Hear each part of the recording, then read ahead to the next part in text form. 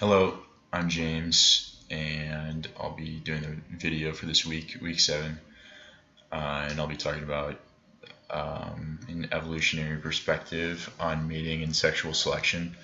It's part of the lesson plan online for the week. There's a quote from the lesson plan: "Men and women face different reproductive challenges because of their biology." Pretty basic quote, but that's where a lot of this information is going to stem from. Just that basic idea that men and women have different preferences and tendencies in selecting mates. And this is all evolutionarily speaking, all the following information, because today's culture doesn't necessarily reflect evolutionary tendencies of males and females, but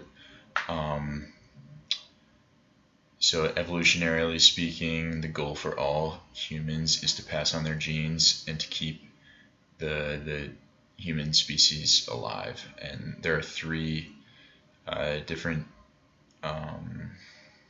distinguishers where men and women differ in their sexual selection. And the first one is the effort required by the reproductive act. So the effort required by a male and then the effort required by a female are different.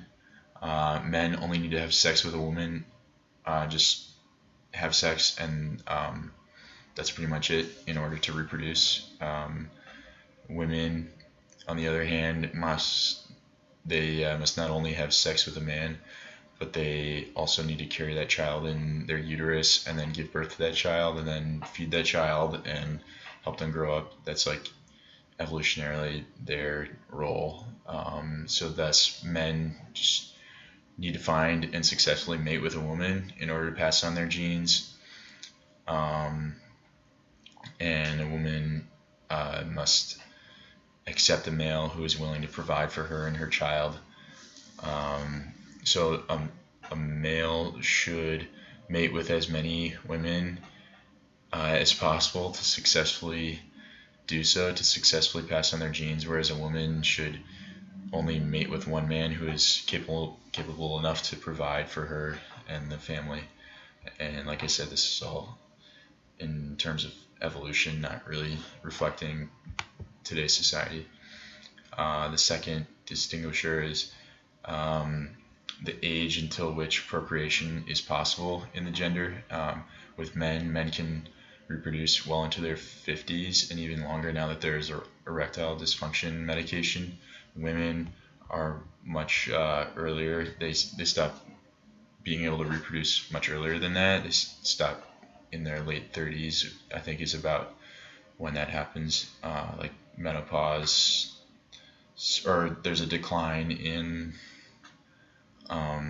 fertility and then menopause occurs. But men thus value youthfulness in a female because it ensures that female will be able to reproduce. So a younger woman, someone who's in their 20s or early 30s, is going to be able to successfully reproduce way better than someone who's further along than that. Women are not so worried about age, just like men.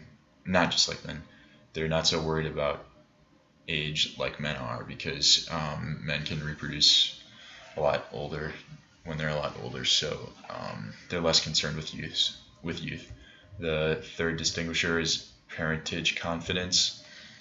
Men cannot know for certain that a child that it is helping raise is in fact their child. They don't know for sure if it belongs to them because they don't know for sure if their female mate has had sex with other men. Women, on the other hand, know for certain that a child that comes from their body belongs to them. Therefore, men have low paternity confidence and seek out women who they strongly believe to be faithful partners so that they can know for almost certain that the child that they are helping bring up is in fact their child, because evolutionarily no one wants to raise a child that isn't theirs. Women have high maternity confidence and are not as concerned with seeking out a mate that is faithful. So the the way that this all relates to me personally, a personal relation, not really directly, but today I was watching a documentary called Frozen Planet, produced I think by BBC, and it features one of the segments in the documentary is a male polar bear seeking out a female polar bear mate, and the male's like sole goal in the segment is to find a female, and he finds a female, and he has to like earn her trust and like court her and stuff, and she's like difficult to deal with, and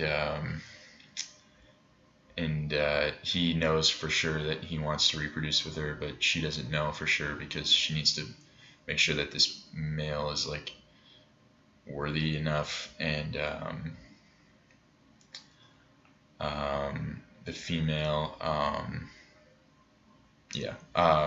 So that yeah, that's like not really humans, but it's the same idea with like evolution and sexual selection. And interestingly, the male parted ways with the female after they reproduced, and was likely to never see her again. So that's kind of interesting, which leads me to my first question. Would everyone be better off if people mated with each other and then parted ways, just like the polar bears, instead of what humans normally do, which is stick around together and raise a family?